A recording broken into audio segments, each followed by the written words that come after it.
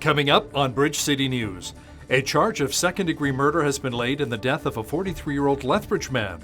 The Shoppers Drug Mart in North Lethbridge, which was temporarily closed because one of their employees tested positive for the coronavirus, has since reopened.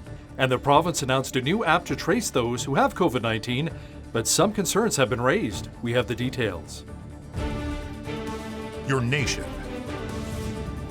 your province, your southern Alberta. From the heart of Lethbridge, it's Bridge City News with Hal Roberts. Thanks so much for joining us. It was a good news and bad news scenario from the province today when the COVID-19 update was announced. The good news is that 50% of Albertans have now recovered from the virus. Now, the bad news is unfortunately 9 more people died from the virus, bringing the total number to 104. There were also 70 new cases announced today, bringing the total number to 5,836. Dr. DEENA HINSHAW says the virus is still hitting continuing care facilities and meatpacking plants pretty hard in our province. As of today, there are now 621 COVID-19 cases in outbreaks in continuing care facilities across the province. At High River's Cargill meatpacking plant, there have now been 936 cases, 810 of whom have now recovered. There have been 469 confirmed cases in people who work at the JBS plant in Brooks. After a 2-week shutdown, the Cargill meatpacking plant by High River has reopened for business. Cargill announced on April 20th that it was temporarily shutting down after 900 employees came down with the coronavirus. There was also 1 death. The union representing the workers is still concerned about the health of its workers and held a rally on the edge of the property while handing out face masks. Our union is here, our representatives are here, workers are here standing in solidarity. These workers will not be invisible, and this issue will not be invisible. Cargill is really bringing a lot of shame to the province of Alberta, and Albertans aren't going to tolerate it.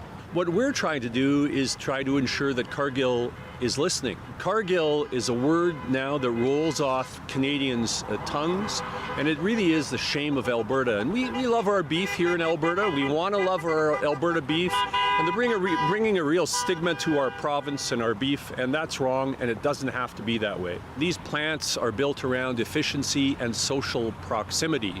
It's ridiculous that hundreds of people can be required to pour into these plants to kill 4,000 to 5,000 cattle a day, while, if you climb on the monkey bars in your local park, you're going to get a ticket. Meat processing plant Bovary Exports in Fort Macleod has temporarily closed after one of its employees tested positive for the coronavirus. The company processes a wide range of meats including beef, bison, elk, and horse. It processes around 1,000 animals a week. In response to the concerns, Fort Macleod Mayor Brent Fader said proper processes are being put in place to ensure everyone's safety. Elliot Bovary, Director of Operations at the plant, said the facility is being shut down and cleaned for 1 week as of today. He said around 35 of the company's 150 employees chose not to work last Friday. Company officials said enhanced safety measures are being put in place, including a second shift to support physical distancing and requiring everyone at work to wear a mask. A staff member from the Shoppers Drug Mart in North Lethbridge has tested positive on a presumptive test for COVID-19. The employee has not worked at the store located at 3071 26th Avenue North since April the 28th.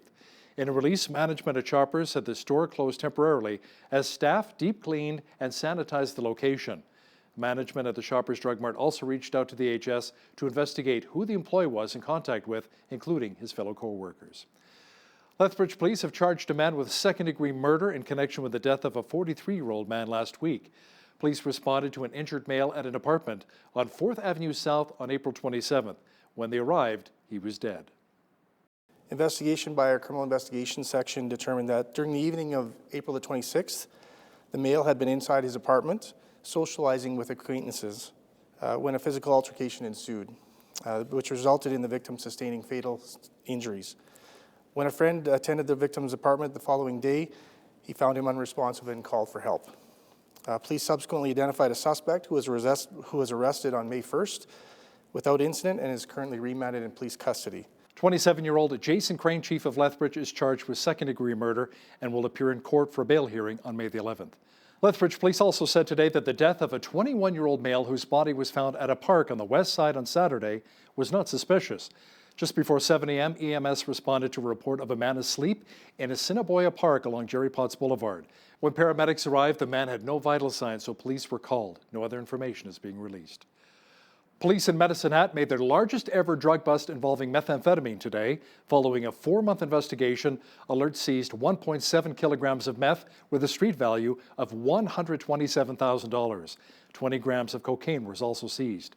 48-year-old Amanda Montgomery and 50-year-old Keith McVitie, both of Calgary, face numerous drug-related charges. Alert has a reminder, if you suspect any drug or gang-related activity in your neighborhood, to call Crime Stoppers right away at 1-800-222-8477. Lethbridge police were also called to a Star Wars-themed restaurant called Cocoa Vanilla Galactic Cantina earlier today on May the 4th. May the 4th be with you, as there were reports of someone in a stormtrooper uniform who allegedly had a gun. The officers approached the person and provided verbal directions for that person to drop the weapon, to put themselves onto the ground, to lay down on the ground. The person did not comply with police verbal directions. Eventually they did, after multiple repeated orders given by the police officers. The person was eventually detained. It was learned through further investigation that this person had been hired as an employee of a nearby business as part of the advertising for, I guess, the apparel that this business particularly sells. So at the end of the investigation, the female was not charged with any offenses and was released. Needless to say, the staff at the Cocoa Vanilla Galactic Cantina were a little shaken up about the incident. Police officers had shown up to our business and, guns drawn at our employee. I believe that there might have been some communication issues because she had a stormtrooper helmet on, which makes it a little hard to hear as well as for somebody to hear you. So I guess the police with their guns drawn had told her to get down on the ground a number of times. That's when I came out of the building, that's what I had heard, was get down on the ground, so I came out to see what was going on. It was just over a week ago that a metal worker who's also a Star Wars fan made a unique gift for his wife for her birthday. As Micah Quinn explains, the gift was straight from the heart. Brian Hyama is the owner of Wayne's Metal Ventures, and he made a TIE Fighter fire pit for his wife for her birthday. Now that today is May the 4th Star Wars Day, it holds an even deeper meaning for them. I was looking for an idea for my wife's 50th birthday. I knew she enjoyed family and friends and camping, and of course Star Wars is a big part of her life, so I thought, how can we amalgamate all those things into one thing? And I was looking through Pinterest and I seen a picture of this TIE fighter and I figured, hey, this would be perfect for her, so that's where the idea originated from. Hayama says the building of the fire pit from concept to completion was 20 hours in total. I had a lot of scrap carbon steel here, so just used the mild carbon steel to roll and make the projects. I had expanded metal scraps laying around, so we used that to make the grills and the loading door and all that type of thing, and some tubing to reinforce everything, and it all went together quite well, and we MIG welded everything. I did about 90% of that, as it was my gift to the wife. So Brian and his wife have set up the TIE Fighter fire pit at their campground, and Brian says it's been quite the conversation piece. May the 4th be with you. For Bridge City News, I'm Micah Quinn.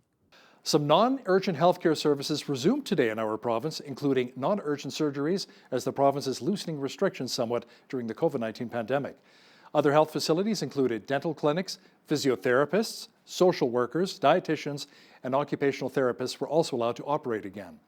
The Alberta Association of Optometrists also said in a release that they're looking forward to offering eye exams for Albertans, along with urgent care effective immediately. As part of the province's economic relaunch strategy, golf courses along with provincial parks have also opened up. The province announced a new mobile app to trace contacts of those who get COVID-19. Alberta's Chief Medical Officer of Health, Dr. DEENA HINSHAW, says the Alberta Trace Together app is a first for North America. You only need to download the app and provide your mobile phone number to register. The app is now available to all Albertans in the Google and Apple app stores. Let me tell you how this app will help us prevent spread. Through the process of contact tracing, public health workers currently identify who may have come into contact with a person infected with COVID-19 by asking questions of the case and relying on their ability to remember everywhere they have been in the past several days and who they were near.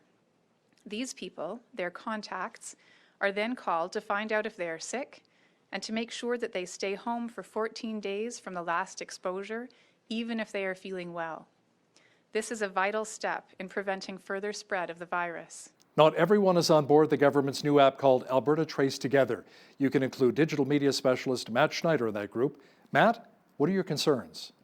My big concern is that the government actually moved a little bit too quickly on this, and that the app they built isn't going to be quite up to snuff for what we need to help combat the coronavirus.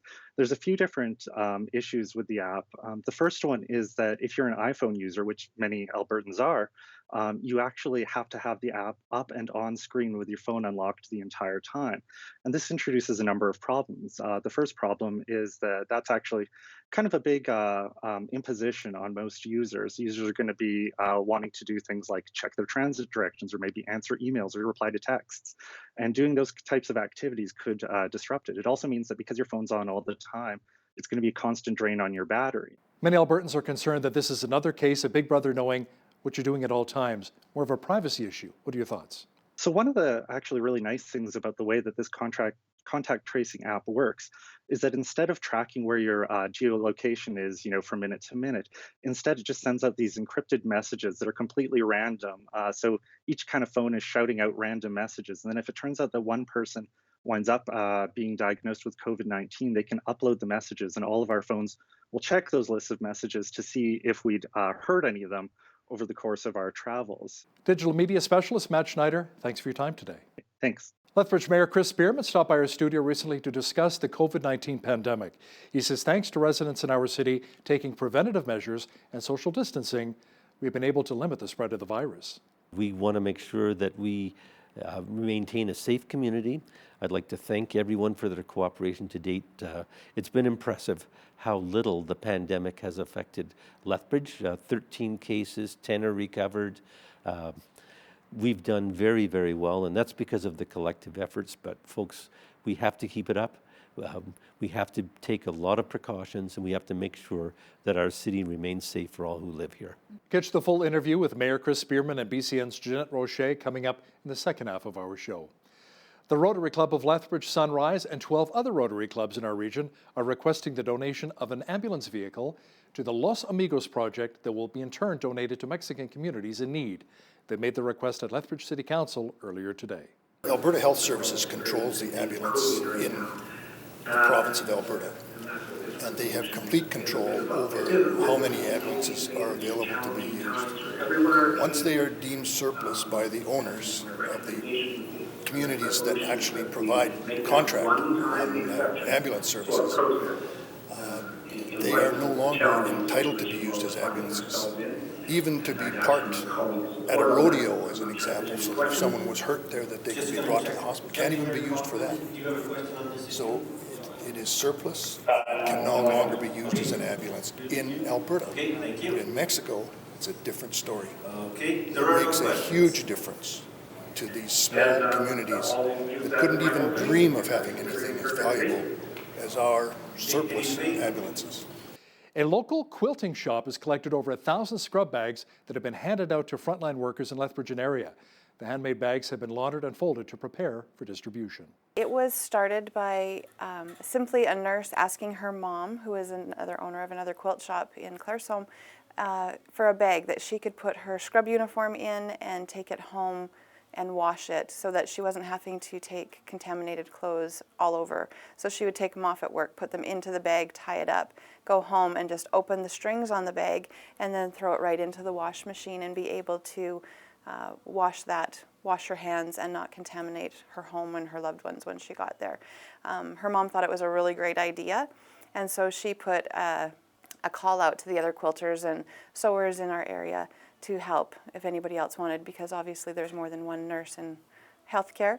And so it just snowballed from there. It is now province-wide. There are hundreds and hundreds of quilters and sewers, not just quilters, sewers that are making these bags. Now, if you're in need of a scrub bag to get their scrubs uniform home, please contact Kendall Clark at 403-715-0898. The Lethbridge Bulls recently announced that their season has been postponed due to the coronavirus pandemic. General Manager KVAME is hopeful that the season will start up again in June, but cannot see this happening without fans in the stands.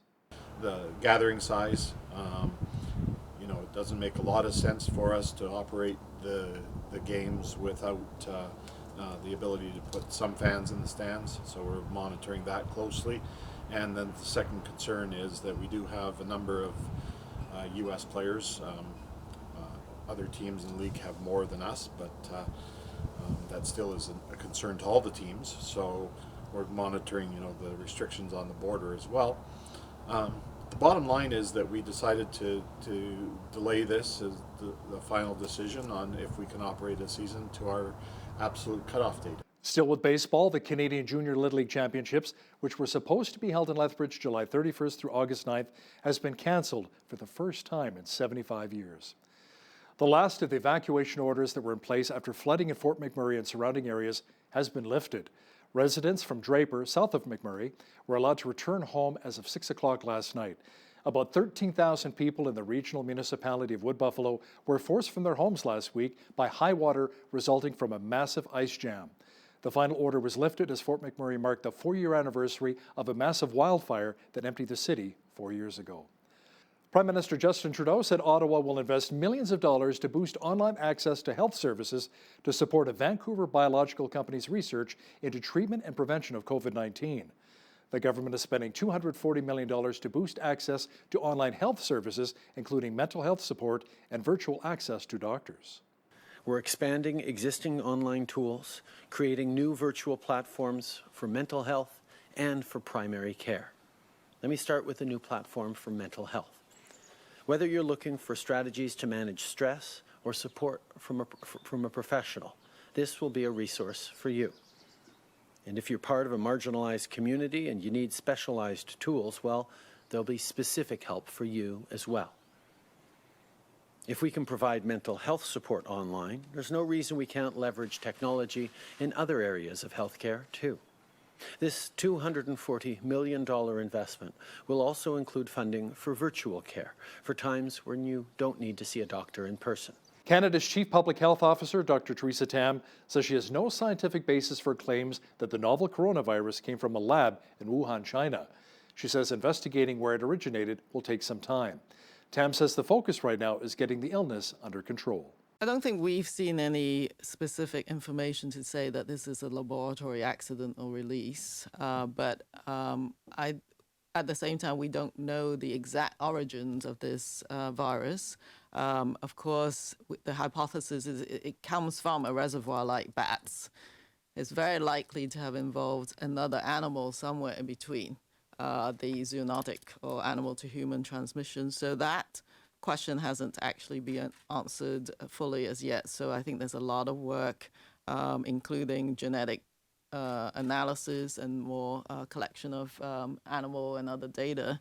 BC's Provincial Health Officer, Dr. Bonnie Henry, says teachers and parents are trying to make 2020 a memorable one for graduates. Over the weekend, she told students graduating this year that they're part of a historic cohort. The traditional ceremonies and celebrations that we would expect to have when we make this major transition from high school into the rest of our lives are on hold right now, and we won't be doing them in the same way this summer. But take heart, we are thinking about that, and teachers, administrators, and parents are still working to make this an incredibly memorable experience for all of you.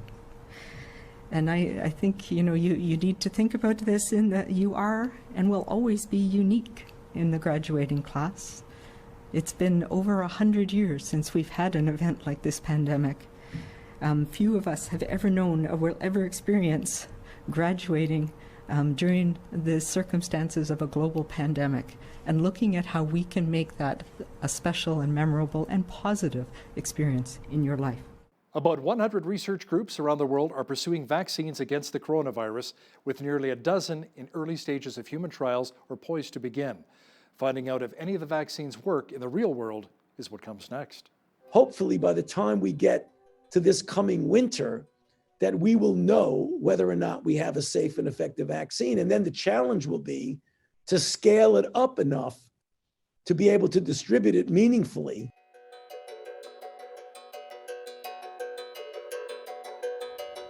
It's important that we test many different types of vaccine candidates because this is a new disease.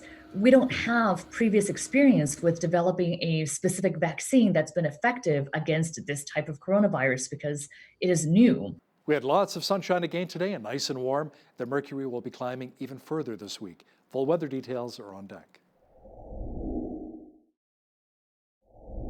You can smell the barbecues firing up all over the city. And why not? We've had amazing weather for it. Jeanette Rocher is here now with a full look at the weather picture. Jeanette, will the warm temperatures continue?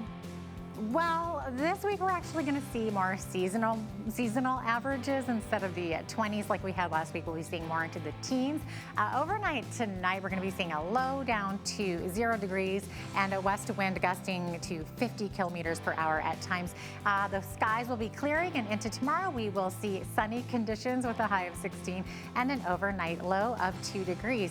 And then as we look further into the week, our 5-day forecast, like I said, the seasonal averages, we'll be seeing a high of 18 on Wednesday with partly cloudy skies. Cloudy conditions for Thursday, high 14. 17 is the high expected on Friday, and Saturday, high of 15, and then into Sunday, a high of 17 with partly cloudy skies coming up on the weekend. So like I said, seasonal averages, and then as we do look at that, the almanac average for this time of year, 16, and we're pretty much hitting right in that zone. The overnight lows, 2 degrees. The high temperature on this day was back in 1992, and it was 29 degrees, while the lowest temperature was -7. That was in 1967. The sun rose this morning at 6:03 a.m., and our Monday evening sunset is for 8:53 p.m., and that is giving us just a little shy of 15 hours of daylight today. Not too bad. Looks like summer is coming, and I'm definitely ready for it. As we look to tomorrow's highs across the country, sunshine expected in Victoria with high of 17 degrees, 18 expected in Vancouver, partly cloudy skies. Lots of sunshine across Alberta tomorrow, high of 18 in Edmonton and 16 in Calgary. And then as we look further into the rest of the prairies, Saskatoon's high 15, same for Regina, lots of sunshine expected across Saskatchewan tomorrow. Into Manitoba, they could see a chance of some showers though, and a high of 11 degrees. As we look further east, Toronto, Ottawa, lots of sunshine with highs of 11 degrees in those cities. 10 degrees is the high in Montreal with partly cloudy skies. And as we look further east into the Maritimes, we're going to be seeing more yucky weather out there with lots of precipitation. So Fredericton, for example, 60% chance of showers or flurries tomorrow. 60% chance of showers in Halifax with a high of 6 degrees. 3 is expected to be the high in Charlottetown. They're going to be seeing showers in the morning, changing to snow at around noon. 4 degrees is the high for St. John's. They could be seeing a chance of showers tomorrow as well. There you go. That's your forecast. Today's weather highlights are brought to you by Dan's LA Carpet Cleaning. Residential and commercial carpet and furniture cleaning since 1989. Air Canada predicts it will take at least 3 years to return to flight capacity due to the devastating impact of COVID-19. Company officials said that commercial aviation is experiencing its darkest period in history. The airline says it has no revenue coming in other than cargo in the second quarter. It predicts capacity will be reduced by 75% in the third quarter over a year ago. For the first quarter, Air Canada lost just over $1 billion compared with a profit of $345 million a year earlier as travel restrictions were imposed around the world due to the coronavirus outbreak. Stocks and airlines saw some of their sharpest losses today after Berkshire Hathaway's Warren Buffett said he's dumping all of his shares in 4 of America's biggest carriers. The company says it sold all of its stakes in American Airlines Group, Delta Airlines, Southwest, and United Airlines. Buffett is one of the stock market's most famous bargain hunters, and investors around the world always listen closely to what he has to say. The coronavirus pandemic has impacted millions of businesses around the world, including luxury car maker Ferrari. The company slashed its full-year earnings guidance. The company's CEO says the lowered guidance assumes that 75 to 100% of the lost earnings will be booked during the second quarter. Ferrari announced the revision as it reported an 8% drop in the first quarter and a net profit of 1% decline in revenue. The owner of J.Crew is filing for bankruptcy protection. It is the first major retailer to do so since the COVID-19 pandemic forced the closure of many stores. More retail bankruptcies are expected with the doors of thousands of stores still locked. March sales at stores and restaurants across North America had their worst severe plunge on record dating back to 1992. Clothing sales fell more than 50% last month, and it has grown even worse. J. Crew says it anticipates stores will reopen when it's safe to do so. Now, here's a look at today's markets. The TSX was up 124 points on the day to finish at 14,745. The Dow was up 26 points to 23,749. The S&P 500 was up 12 points to 2842, and the Nasdaq was up 105 points to 8710. Oil was up $1.40 to $21.18 per barrel. Natural gas was up 10 cents on the day to $1.99. Gold was down 26 cents to $17.0181 an ounce, and silver was down 4 cents to $14.74 an ounce. Wheat is at $234 per metric ton, barley's at $231, canola's at $463, and corn is at $230 per metric ton. Live cattle were up 83 cents to $88.08, feeder cattle were up $1.33 to $128.98, and lean hogs were up $2.80 to $65.50. The Canadian dollar was up slightly on the day to $70.99 US. Recapping one of our top stories this hour, Lethbridge police have charged a man with second-degree murder in connection with the death of a 43-year-old man last week.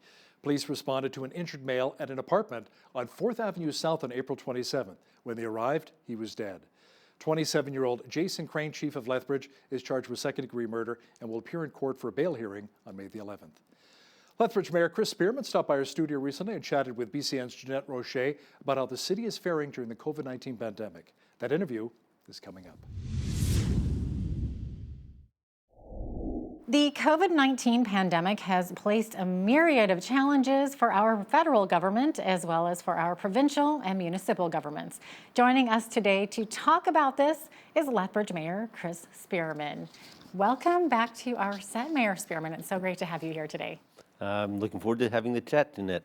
All right, so the Premier has announced plans to reopen the economy beginning May 14th or even sooner, actually, which is great news for local businesses. But in the meantime, the Lethbridge Economic Recovery Task Force has asked the city to quickly take action to help local businesses survive the economic downturn. So one of the suggestions is that the city provide some grants to help with rent. Another question was, can funds designated for recreation be repurposed for grants? Yeah. So those are interesting questions. What we're going to look at, first of all, is deferrals. And of course, utility deferrals are possible. So we'll see how that goes. And then the other piece of it is tax deferrals, interest-free, basically, longer periods to pay, allow people to get back on their feet financially. So those are the first measures we're looking at. We'll see what else there might be once we have a clearer picture of what the COVID-19 situation has cost the city and where we are financially. Okay, so time will tell. Yeah, we will have some discussions, and councillors will be asking questions from administration to get information needed to make decisions. Okay, great. This pandemic has had some positive effects in that it's brought out kindness and care from lots of residents, as we've seen, who are looking out for one another. And I'm sure that's wonderful to see as a mayor. It's nice to see that, and great to see the community coming together. People putting out positive messages, people volunteering to deliver food to people who can't leave their homes, people assisting others. It's been tremendous. The programs that have come forward to help families who struggle with food from the food bank, or those kids who are receiving meals at schools, seeing 750 meals being delivered to families, lunches for a week, the same way kids would have got them at school if they had been there. Tremendous to see that kindness and the volunteerism that supports it. Yeah, nothing like hard times to see sometimes the best come out in people, right? Yeah. Yeah. Now, our sister city in China has donated a shipment of surgical masks, right, for frontline workers in Lethbridge. Can you tell us a bit more about our relationship with our sister city, Anyang City? Besides the friendship, maybe are there economic ties as well? Well, we were hoping to build on those. Our relationship has lasted about 30 years. I think Mayor David Carpenter was the first mayor to visit Anyang. And when they've had visitors, we've accommodated them here in Lethbridge. Mayor Tarlick went to China as well, and I was there in 2017. I led a 25-member group, which included business people, and looking to build ties with businesses in China. We've always been trying to expand our beef exports to China, so we're hopeful to have that. Anyang is a very interesting city. It's a city of about 5 million, and they're our sister city, and we're about 100,000. So when it was on the Chinese news network, being interviewed on Chinese national television, and they asked why I was there, I said, well, we were here to visit our sister city, Anyang. And they said, oh yeah, that makes sense. You know, you're a small city in Canada, and they're a small city in China. Wow. So, putting it into perspective, right? Yeah. That's funny. But Anyang is the home of the Chinese alphabet. So it started back in the Anyang area about 5,000 years ago, and that's it's amazing that we have that tie with such a significant city. And it's great that they were able to come through for us too. So hopefully when relations improve between China and Canada, we will be able to build economically between Lethbridge and Anyang. Now, with some restrictions being lifted soon, do you know yet at what point Lethbridge Transit will be getting back to a regular schedule? To be announced. And of course, when we become more normalized and people are going back to work and that type of thing, there are people who rely on transit. We'll know as the numbers increase. If the transit by request program gets overwhelmed, then we know that it's time to resume more regular routes. Yeah, interesting. What about playgrounds? Is there any word yet on when kids can get out there and play? And that's a really challenging question. Kids want to have fun. We've invested lots of money in playground equipment all around the city. We'd like kids to use the facilities, but of course, while there's a risk of contamination, that can't happen. The biggest risk we have going forward is anybody getting and then subsequently spreading the virus. So we still have to maintain our physical distancing, our social distancing. We still have to continue to wash our hands, and we have to make sure that people aren't repeatedly touching equipment or tools or anything over and over again. People have to continue to protect themselves to make sure there isn't a second wave. I've seen the signs, the outdoors are now open, but maybe time will tell for playgrounds. Yes. Yeah. Yep. Still got to be careful there. Now, the recent Community Issues Committee meeting had an interesting discussion around the possibility of switching Access-a-Ride transit to an on-demand system as opposed to a reservation system. Can you maybe explain how that might make things more efficient and more cost-effective? Yeah, we're very concerned about the cost of Access-a-Ride. It's about twice what other communities our size are paying for Access-a-Ride, and we're looking for efficiencies there.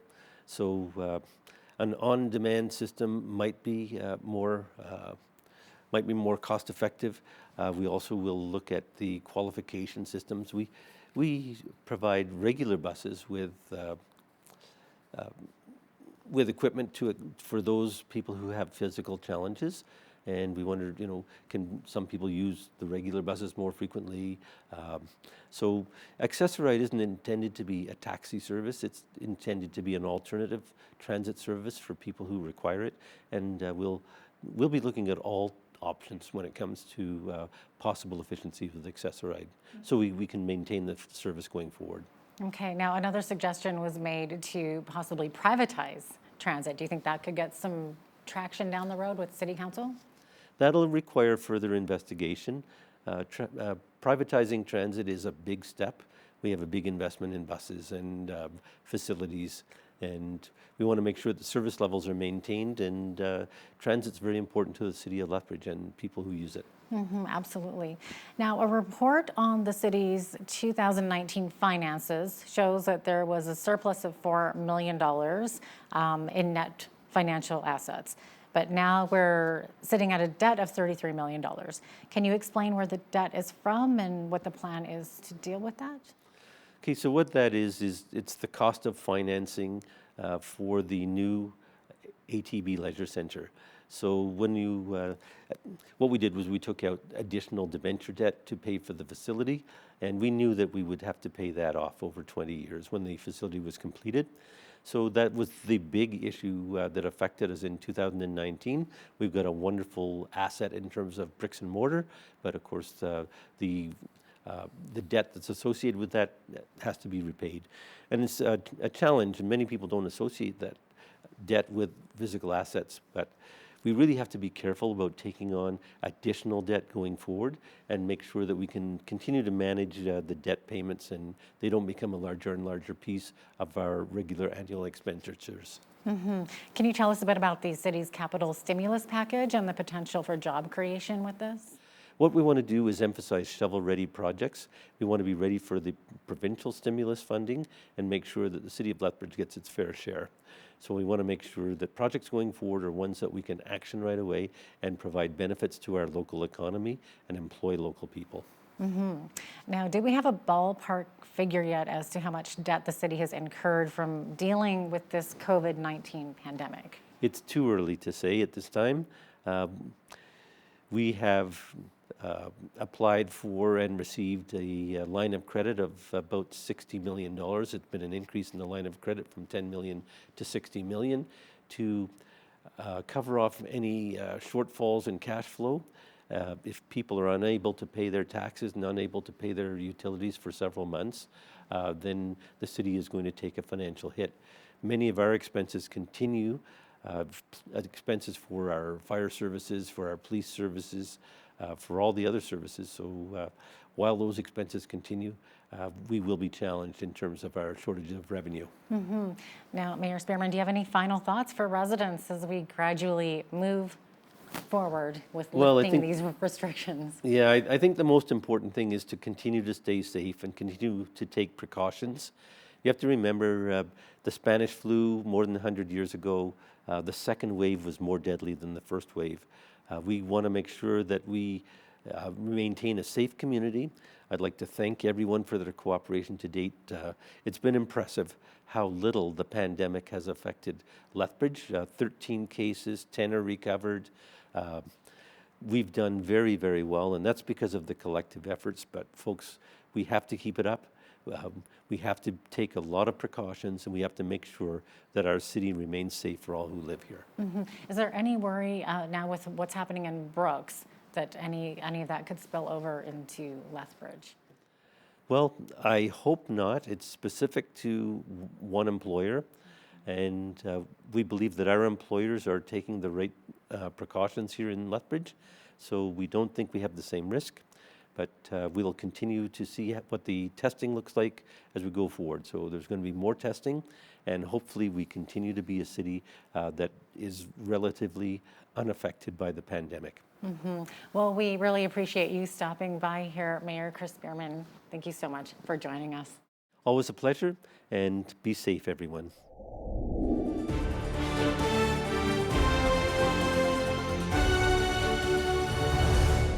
We are living in some highly unusual times. Many people express concerns as to how to stay healthy. It's an important time to keep a healthy immune system. Joining me now via Skype is Dr. KRISTA COOMBS, a doctor of traditional Chinese medicine, registered acupuncturist, functional medicine practitioner, and owner of AcuPlus Wellness Clinic here in Lethbridge. That's quite the mouthful. Welcome back to BCN, Dr. KRISTA. Thanks for having me, Hal. It's a pleasure to be here. Now, this is a time of anxiety for many people, especially for those who have already compromised immune systems. Now, you specialize in helping people like this. I do. I would say the majority of my practice is made up of patients that have immunocompromised systems, so autoimmunity and other chronic diseases like diabetes. Now, we don't have a vaccination for COVID-19 as yet, but you believe this is a good time to start getting healthy so that we're prepared for whatever may come next? Absolutely. I think any time is a good time to start working on your healthcare.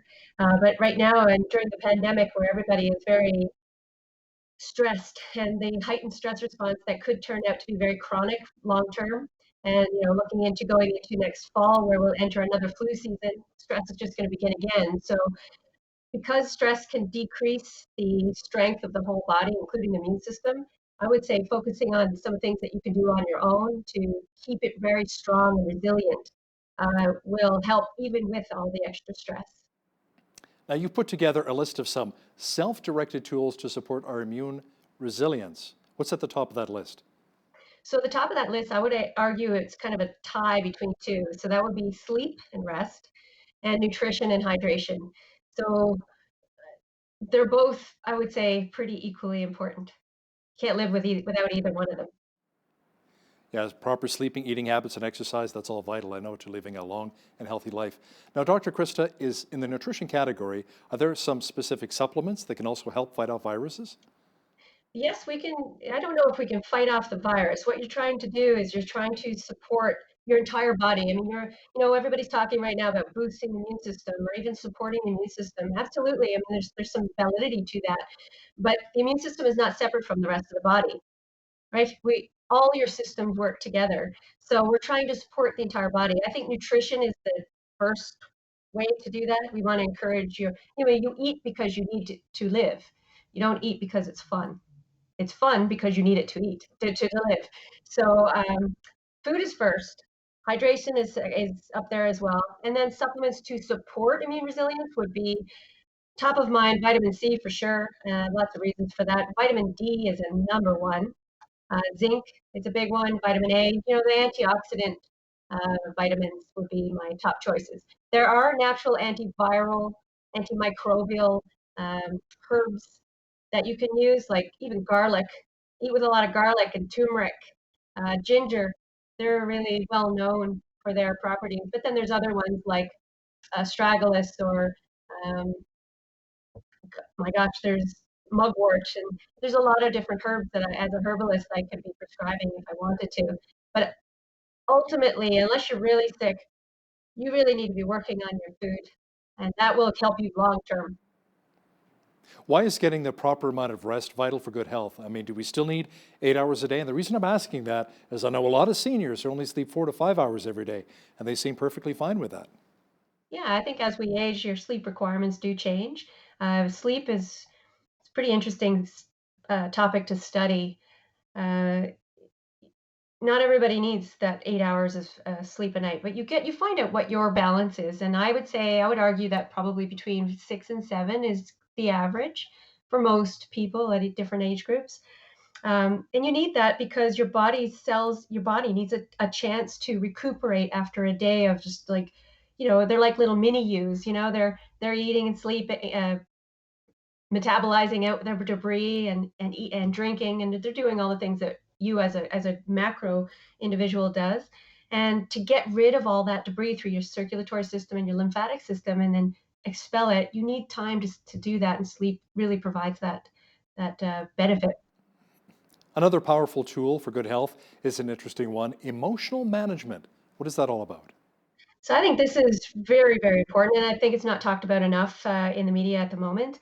And that would be more emotional expression and using mindset practices to keep you more resilient, just to be able to navigate, whatever's going to come at you. It could be this pandemic, it could be losing your job, it could be a divorce. I mean, it could be just about anything. So you don't crash and crack under the pressure. Learning, safe and appropriate ways to express yourself is powerful. Right now, everybody's very stressed. I mean, I see it constantly in my practice. People are say, "Oh, I've got to stay upbeat and I've got to do this and got to do that." I don't know. I think if you need to cry, cry. If you need to laugh, laugh. You need to get something off your chest, get something off your chest. Do it appropriately and give yourself a time limit. And then reframe, reframe, reframe. Have something that knocks you out of that negative or even positive and helps you kind of maintain a more even keel.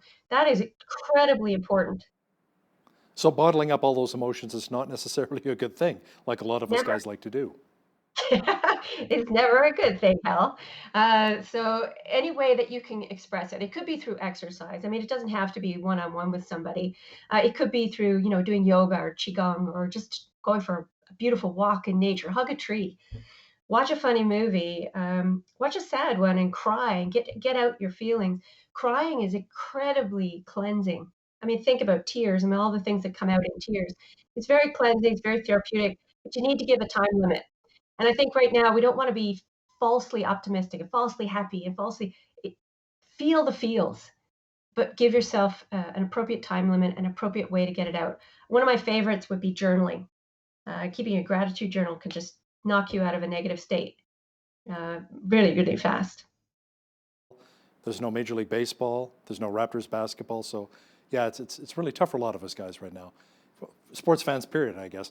To what degree does stress actually impact our health? What are some of the good ways of reducing stress? I mean, you mentioned exercise, but what else? So, to your first question, how does it affect our health? Well, it's chronic stress. If you're constantly running from something that's making you fearful, your sympathetic nervous system is in overdrive constantly. You know, cortisol, adrenaline, just boom, boom, boom. Cortisol, it's in short spurts is very anti-inflammatory, but long term it's very inflammatory. So it creates more stress in the body.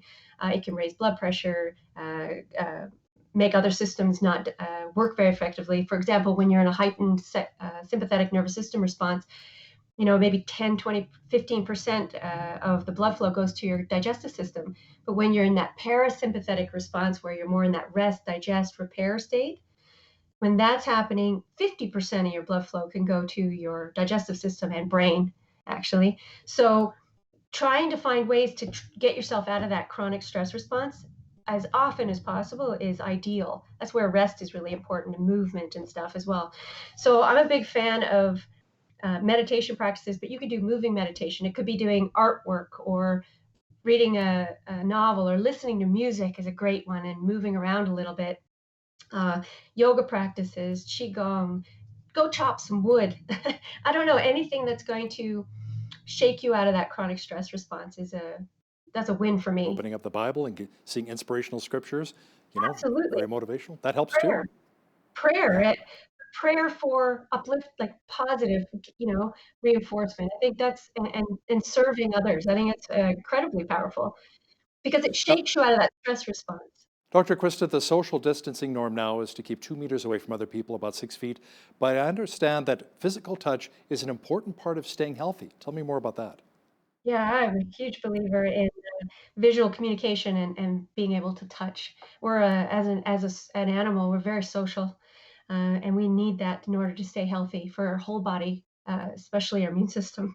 So, how do you do that if you don't live with somebody, or if you're socially isolated, or you're in a home and you don't have much access? You can touch yourself. I know that sounds so odd, but you can do like dry brushing, or you can do massaging in creams, and you can do those types of things. And if you do live with somebody, you do get to interact with them in a safe manner.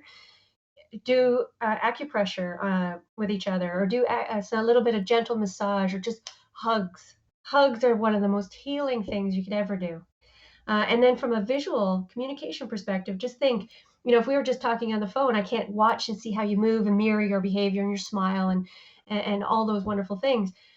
Do FaceTime or WhatsApp or Skype or Zoom instead of just a phone call, because we're just not around as many people anymore. Or if you're going for a walk, if you're still finding that you can do that, or you see your neighbor, smile, engage in that kind of communication. Just with your eyes, you can feel a lot from somebody, even if it's just a smile. You could be in the grocery store and everybody's so stressed, but smile, get that visual cue can really literally change your internal chemistry and keep you from being super stressed and reducing your immune resilience. Now, you talked a little bit about vitamin D earlier, Dr. KRISTA. Why is daily sunlight exposure so important to our overall health? So I'm not sure if everybody maybe doesn't know this, but in your skin, your body uses cholesterol in conjunction with the UVB rays from the sun, and it creates vitamin D, which is a prohormone. It's a fat-soluble prohormone. Vitamin D is essential for lots of things, but in particular, of course, bone and teeth health. But also, it's an immune modulator, a very powerful one. So if you become low in D because you don't have sun exposure, because maybe you're stuck like us in an office a lot, or maybe you don't have a window like I do, or you don't get out in the sun enough in the wintertime, or you live in an area where there's lots of pollution and it decreases the sun rays. And even just the higher latitudes like we are, most of the year, the sun's rays aren't hitting us very sharply. And so we still can't absorb those rays very effectively. You might need to supplement or eat foods that are higher in vitamin D, like fatty fish, egg yolks, mushrooms. But yeah, you need vitamin D for your immune tolerance. I'm a big fan of mushrooms, especially with my steaks.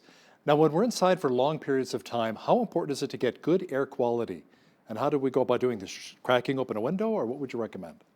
This one had me worried very much from the start with all the self-isolation, because people are gonna be stuck inside more, they're a little more fearful to go out and about. And if you're got a whole family, or a group that are living together and you're not opening the windows enough and you got more carbon dioxide, you're cooking more at home, which a lot of people are doing, you've got off-gassing from pots and pans, more dust buildup. Make sure you just open your windows a couple times a day, get some good airflow, maybe have some good filters. You can get them all over the place, some really great ones. Don't be using air fresheners. I mean, people are using all kinds of cleaners right now to be overzealous with them, and there's a lot of toxic fumes that come with that you're breathing in and putting you at risk. You can change your furnace filter more often. Just anything that keeps the air quality down or improved is better for you. Physical movement and exercise is always vital to good health. Any advice on properly doing this, especially for those of us as we get older? Yeah, so if you have some mobility issues or you just, you haven't been active in a while, just pace yourself. Not overworking out is better for you than or working, sorry, working out, you don't have to over excel. You just need to get some movement in and just don't sit all the time. Don't just lounge in front of the TV constantly. Yeah, you can do some of that, but get up and walk around, do some housework, yard work. But people who are more immobile, you can do chair yoga. You can do stretching just with a friend in the chair. You can do it laying in a bed. Somebody can, just gently moving your legs and lots of things that you can do. Yoga is probably and qigong are probably the top two that are very easy on the body that you can adapt for really any age, any mobility level. It's funny, in my football playing days, I was an offensive tight end in football, and I'd be at the gym all the time working out. They say, no pain, no gain, push it harder, and more pain. Now that I'm a little bit older, it's more important to really listen to your body, isn't it? The no pain, no gain may not really apply as much as you get older. I think the more body awareness you start paying, you have, the healthier you can be because you'll make better choices. You have to have a solid why for why you want to be well, and that mental state can help you navigate some of these new techniques and get yourself on a better path to immune resilience. Tell me a bit about EMF and chemical exposures. What exactly is EMF, and what kinds of chemicals should we really be concerned about? So EMF is the electromagnetic frequencies that are being put out by anything electric. So cell towers, your cell phone, anything electric, your computers. I mean, right now, most of us spend a lot of time in front of computers anyways, and we have Wi-Fi. So if you're suddenly spending more time in front of the TV or more time in front of these machines, there's more time talking on the phone to friends and family because you can't see them. Having a time limit on that, setting some boundaries, I think is crucial. Because it can really, there's a lot of studies, there's hundreds and hundreds of studies showing damage from these rays when they're in abundance. You could turn off your Wi-Fi at night. You can even get things online that will automatically turn them off at a certain time at night. On your phone, everybody who has a phone has the ability to decrease blue light coming from the phone and set it up on the phone so that it reduces the blue light exposure if you're on it after, say, 10 p.m. Or wear blue light blocking glasses while you're watching TV in the evening. You'll sleep better. EMF is such a big deal. Chemicals, though, are another huge one. Think about PBA and plastics. Even just going to one of the cafes and grabbing a mug with the plastic lid. All that hot liquid is dripping off that plastic into your coffee. So you're drinking plastic constantly. Lowering your load of chemicals from pesticides on food, buying organic. Think about even the hand sanitizer people are using. Pay attention to what the ingredients are. A lot of them have triclosan in it, which is a carcinogen and a well-known one. Just make sure that it's 60+% alcohol, and you probably got a good one. Not a lot of scent. Overusing even essential oils can be damaging to the body. So just look at even cosmetics. Just look at how much load you're putting on your body. The less of that you have, the easier systems can deal with whatever crisis is coming its way. Dr. KRISTA, before I let you go, quickly share with our viewers the online link you have to a free download of your top 10 self-directed tools to support our immune systems. Absolutely. Thanks for letting me do that. I really wanted to be of service at this time, and I'm trying to give away as much content as I can. So I came up with this very long PDF for free for everybody to go through and find out what they can do today. Pick a few of them and just whatever resonates with you, and boost and significantly increase your immune resilience so that literally you can get through this, not worry about just getting a vaccine, because a vaccine is not necessarily a cure. You want to be able to interface with your regular day-to-day and get through this, and years down the road. So go to my Facebook page, AcuPlus Wellness Clinic, and you'll see there's a free link right there if you scroll a little bit, and have access to it, share it, read whatever you need. If you need advice, just drop me a line and I'll help you out as best I can. Sounds great. Dr. KRISTA COOMBS, Doctor of Traditional Chinese Medicine and registered acupuncturist with AcuPlus Wellness Clinic here in Lethbridge. Thanks a lot for joining me today. It was wonderful. Thank you very much, Hallie. I hope you do well. Stay safe. You bet. You too. On behalf of all of us here at Bridge City News, I'm Hal Roberts. God bless. Thanks so much for watching.